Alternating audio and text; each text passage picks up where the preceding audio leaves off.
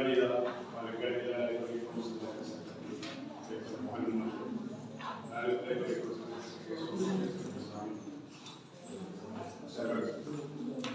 പ്രിയമുള്ള കുട്ടികളെ,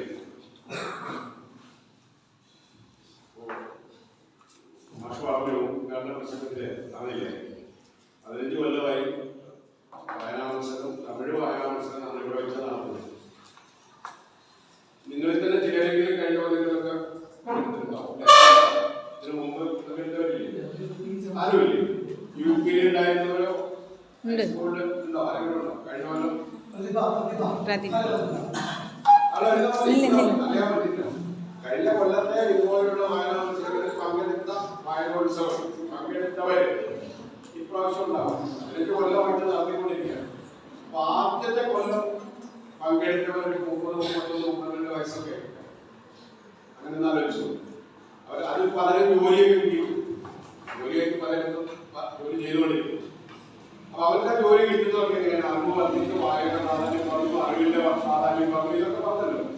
അപ്പൊ വായിച്ച് കൂടുതൽ വായിച്ച് അറിവ് നേടി ഇതുപോലെയുള്ള പലതരം ജോലികളിൽ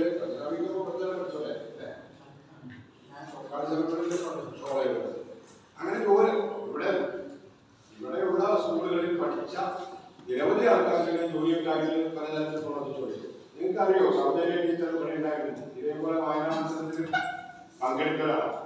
അപ്പൊ കൊല്ലങ്കോട് AEO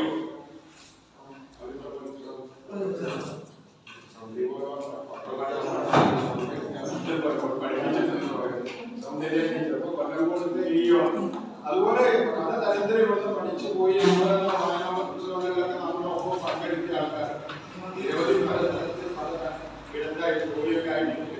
നിങ്ങളും അതുപോലെയൊക്കെ മറ്റു നിലയിലേക്ക് വളർന്നു വരണം. അതിനുവേണ്ടി കൂടുതൽ വായിക്കണം, കൂടുതൽ അറിവ് നേടണം. ഇതുപോലെയുള്ള പരിപാടികളൊക്കെ പങ്കെടുക്കണം. നമുക്ക് എന്താ വെച്ചാൽ കൂടുതൽ വായിക്കാൻ ഒരു കാര്യം കൂടി പോയിട്ടെ.